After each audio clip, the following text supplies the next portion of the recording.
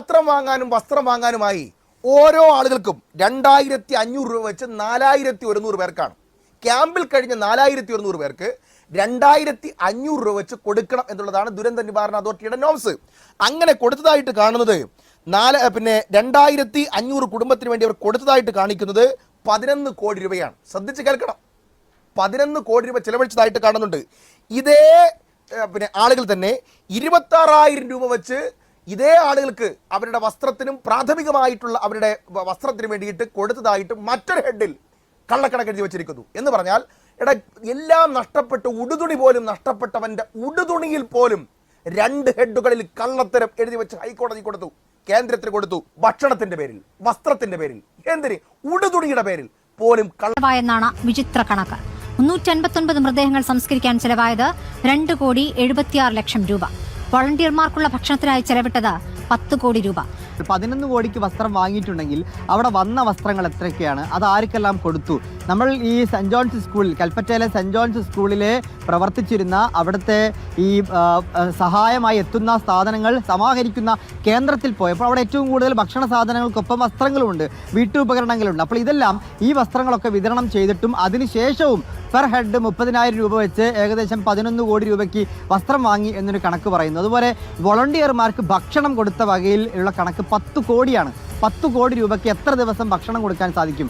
അതുപോലെ വോളണ്ടിയേഴ്സിൻ്റെ ഗതാഗതത്തിന് 4 കോടി രൂപ, ഭക്ഷണത്തിനും വോളണ്ടിയർമാരുടെ ഭക്ഷണവും ഗതാഗതവും മാത്രം 14 കോടി രൂപയാണ് കണക്കാക്കിയിരിക്കുന്നത്. എന്നാൽ ഇതിൽ ചില കണക്കുകളിൽ വളരെ വിചിത്രമായി തോന്നുന്നത് വീടുകൾ റിപ്പയർ ചെയ്യാൻ വേണ്ടി 1,30,00,000 രൂപ കൊടുക്കാമെന്നാണ് എസ്റ്റിമേറ്റിൽ പറയുന്നത്. അപ്പോൾ അനാവശ്യമായി പണച്ചെലവുകൾ മറ്റു കാര്യങ്ങൾക്കും ഏറ്റവും അത്യാവശ്യമായി വീടുകൾ റിപ്പയർ ചെയ്യുക എന്ന് പറയുന്നത് അവിടെ ദുരന്തത്തിൽപ്പെട്ടവർക്ക് ഏറ്റവും അത്യാവശ്യമുള്ളതാണ്.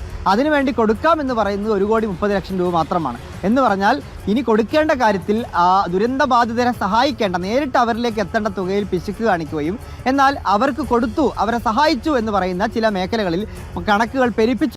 മുണ്ടക്കൈ ചൂരൽമല ദുരന്തത്തിന്റെ ദുരിതാശ്വാസ ചെലവ് പുറത്തുവിട്ട് സർക്കാർ. ഒരു മൃതദേഹം സംസ്കരിക്കാൻ 75,000 രൂപ ചെലവായെന്നാണ് വിചിത്ര കണക്ക്. 359 മൃതദേഹങ്ങൾ സംസ്കരിക്കാൻ ചെലവായത് 2,76,00,000 രൂപ. വോളണ്ടിയർമാർക്കുള്ള ഭക്ഷണത്തിനായി ചെലവിട്ടത് 10 കോടി രൂപ. 11 കോടിക്ക് വസ്ത്രം വാങ്ങിയിട്ടുണ്ടെങ്കിൽ അവിടെ വന്ന വസ്ത്രങ്ങൾ എത്രയൊക്കെയാണ്, അത് ആർക്കെല്ലാം കൊടുത്തു?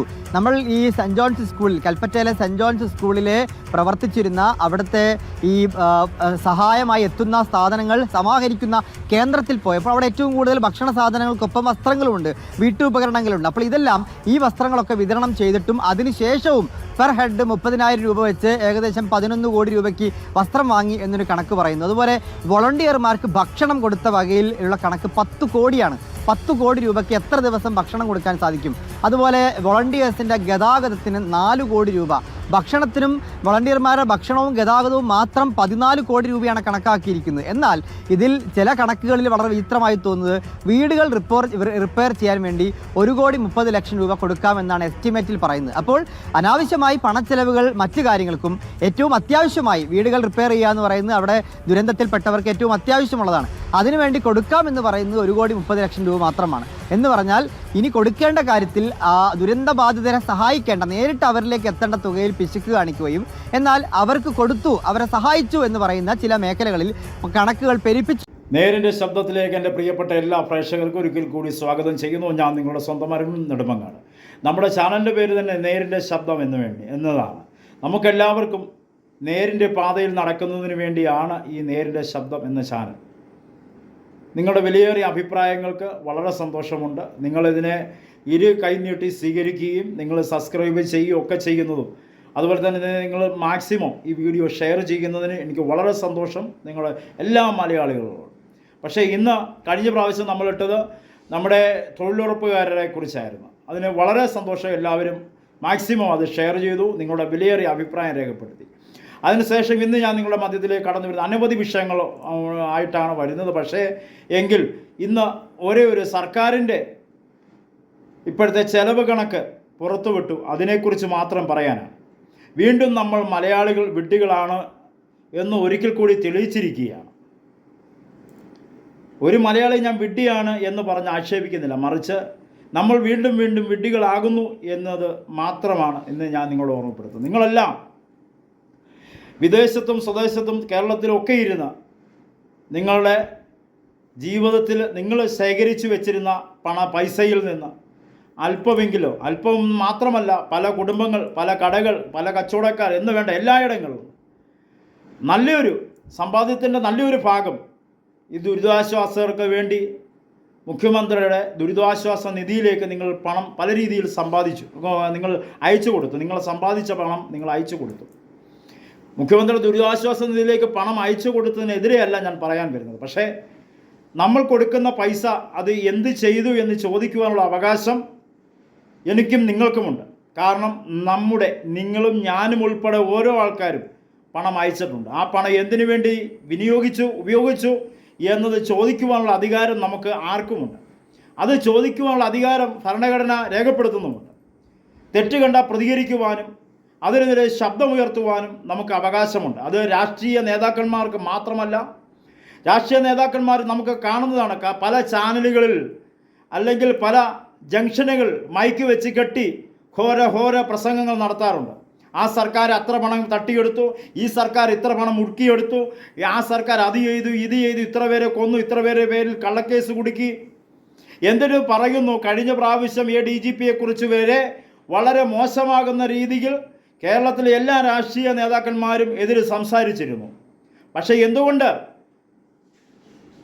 നമുക്ക് ഈ കഴിഞ്ഞ ദുരിതാശ്വാസ നിധിയിലേക്ക് നമ്മൾ പാത്രം പറക്കിയും പേപ്പറുകൾ വിറ്റും കൊച്ചു പിള്ളേരുടെ കുടുക്കകൾ പൊട്ടിച്ച് ഓണത്തിന് വേണ്ടി ശേഖരിച്ചു വെച്ച ആ കുടുക്കകൾ വരെ പൊട്ടിച്ച് ആ പണം വരെ ദുരിതാശ്വാസ നിധിയിലേക്ക്, അതായത് അവിടെ ദുരിതത്തിൽ അനുഭവിക്കുന്ന ജീവിതങ്ങൾക്ക് അവർക്ക് സ്വന്തമായി ഭവനം നിർമ്മിക്കുന്നതിനും അതുപോലെ അവിടെയുള്ള പ്രവർത്തനങ്ങൾ പങ്കാളികളാകുന്ന ജനങ്ങൾക്ക് ഭക്ഷണം എത്തിച്ചു കൊടുക്കുന്നതിന് വേണ്ടി പണവും, അതുപോലെ തന്നെ പല സംഘടനകൾ ഈ പറയുന്ന എനിക്കറിയാവുന്ന ഞാൻ പ്രവർത്തിക്കുന്ന പല സംഘടനകളും അവിടെ ചെന്ന് ഭക്ഷണങ്ങൾ വിതരണം ചെയ്തിട്ടുണ്ട്, പണങ്ങൾ വിതരണം ചെയ്തിട്ടുണ്ട്. സൗജന്യമായി തുണികൾ, വസ്ത്രങ്ങൾ, തുണികൾ എല്ലാ രീതിയിലും അവിടെ വിതരണം ചെയ്തിട്ടുണ്ട്. പല സംഘടനകൾ മുന്നോട്ട് കടന്നു വന്ന് പറഞ്ഞു ഞങ്ങൾ ഭവനം പണിത് കൊടുക്കാമെന്ന് പറഞ്ഞു. സ്വന്തമായുള്ള JCB മുതലാളിമാർ, ക്രെയിന് JCB ഒക്കെ മുതലാളിമാർ സ്വന്തം പൈസ വാങ്ങാതെ, അവരതിൻ്റെ വണ്ടിയുടെ വാടക വാങ്ങാതെ അവർ സ്വന്തമായി സൗജന്യമായിട്ട് JCBകൾ വിട്ടുകൊടുത്തു. പക്ഷേ എങ്കിൽ അവിടെ പല രീതിയിലുള്ള സംഘടനയുള്ള പ്രവർത്തകർ അവിടെ ചെന്ന് കുഴിയെടുക്കുകയും വൃത്തിയാക്കുകയും ഒക്കെ ചെയ്തു. പക്ഷേ ഇപ്പോൾ കണക്ക് വന്നതിനകത്ത് ഒരു മരിച്ച ഒരാളുടെ ബോഡി മറവ് ചെയ്യുന്നതിന് 75,000 രൂപയാണ്. എന്താണ് 75,000 രൂപ? സ്വർണത്തിനകത്താണോ അവരെ അടക്കം ചെയ്തത്? ഒരു കുഴിയെടുത്ത് JCB കൊണ്ടൊരു കുഴിയെടുത്ത് ഇപ്പം ഞങ്ങളുടെയൊക്കെ കുടുംബങ്ങളിൽ അല്ലെങ്കിൽ നമ്മുടെ പരിസരത്തൊക്കെ ഒരാൾ മരിച്ചു കഴിയുമ്പോൾ അവിടെ അദ്ദേഹത്തിന്, അതായത് ഹിന്ദുവാണെങ്കിലും ക്രിസ്ത്യനാണെങ്കിലും മുസ്ലിം ആണെങ്കിലും അവരുടെ ആചാരപ്രകാരം ആ മരിച്ച ആളുടെ ബോഡി മറവ് ചെയ്യുന്നതിന് കൂടി വന്നാൽ 10-15 രൂപയാണ് ഏറ്റവും കൂടി വന്നാൽ നടക്കുന്നത്. പക്ഷേ ഇവിടെ സർക്കാർ കണക്കെടുത്തത് 75,000 രൂപയാണ് ഒരു ബോഡി മറവ് ചെയ്യുന്നതിന്. അത് മാത്രമാണ് അവിടെ നിന്നവർക്ക് ഭക്ഷണം കൊടുക്കുന്നതിന് വേണ്ടി 10 കോടി രൂപയാണ്. എന്താണ് ഇതിൻ്റെയൊക്കെ അർത്ഥം? എന്താണ് ഈ പണമെടുത്ത് ആഘോഷിക്കുന്നത്? ആരാണ്? ഞാനും നിങ്ങളും ഉൾപ്പെടെ ഭിക്ഷയെടുത്തും പലരുടെ വീട്ടിൽ പോയി എരന്ന് വാങ്ങിച്ച് പണമെടുത്ത് ആ പൈസ നമ്മൾ ഇന്ന പ്രവർത്തനങ്ങൾക്ക് വേണ്ടി അയച്ചു കൊടുക്കുമ്പോൾ അവിടെയുള്ള നേതാക്കന്മാർ ആ പണം ഏത് രീതിയിലാണ് ഉപയോഗിക്കുന്നത് നമുക്കറിയാം. അവിടെ വസ്ത്രത്തിന് 11 കോടി രൂപയാണ്. നമ്മൾ എത്ര പേര് എൻ്റെ വീട്ടിൽ നിന്ന് പോലും വസ്ത്രങ്ങൾ അയച്ചു കൊടുത്തിട്ടുണ്ട്, ശേഖരിച്ച് പല തുണിക്കടകളിൽ നിന്ന് പല ആൾക്കാർ കണ്ടമാനം തുണികൾ അയച്ചു കൊടുത്തു. പക്ഷേ ഇപ്പം ആ തുണി അപ്പം പിന്നെ അങ്ങനെ വരുവാണെങ്കിൽ 11 കോടി രൂപയുടെ തുണി എന്ന് പറഞ്ഞാൽ അവിടെ 10,000-കണക്കിന് ജനങ്ങൾക്ക് കൊടുക്കേണ്ട തുണിക്ക് തുല്യമായി വരും ഈ വില. കാരണം ഹോൾസെയിൽ തുണിയെടുക്കുമ്പോൾ അല്ലെങ്കിൽ കടയിൽ നിന്ന് തുണിയെടുക്കുമ്പോൾ അതിന് എത്ര രൂപ വില വീഴുമെന്ന് എനിക്ക് വ്യക്തമായിട്ട് പറയാം. കാരണം ഞാൻ തുണിക്കടകളോ കൈകാര്യം ചെയ്ത വ്യക്തിയാണ്. പക്ഷേ ഇത്രയധികം മനുഷ്യനെ വിഡ്ഢിയാക്കുന്ന, സാധാരണക്കാരനെ കണ്ണുനീരോടെ ജീവിക്കുന്ന ജനങ്ങളുടെ കണ്ണുനീര് കണ്ട് മനസ്സലിഞ്ഞ് ആ മനുഷ്യൻ്റെ മനസ്സിൻ്റെ വേദനകൾ സ്വന്തമായി മനസ്സിലാക്കി അവരുടെ സമ്പാദ്യത്തിൽ നിന്ന് പൈസയും തുണിയും മറ്റുള്ള അരിയും സാധനം ഉൾപ്പെടെ അയച്ചു കൊടുത്തിട്ട് അതിനെ പ്രതി സർക്കാർ കളവ് കാണിക്കുന്ന ഈ വിവരക്കേടെന്നല്ല, മനുഷ്യത്വമില്ലാത്ത ഈ പ്രവൃത്തിയെ ജനങ്ങളാകുന്ന നിങ്ങൾ ഏത് രീതിയിൽ പ്രതികരിക്കുന്നു എന്ന് നിങ്ങളുടെ മനസ്സിൽ, നിങ്ങളുടെ നെഞ്ചത്ത് കൈവച്ച് നിങ്ങളൊന്ന് ചിന്തിച്ച് നോക്കുക. ഈ പണമെടുത്ത് കൊള്ളയടിക്കുന്ന രാഷ്ട്രീയ നേതാക്കന്മാർക്ക് ഇല്ലേ ഒരു അല്പം മനസാക്ഷി?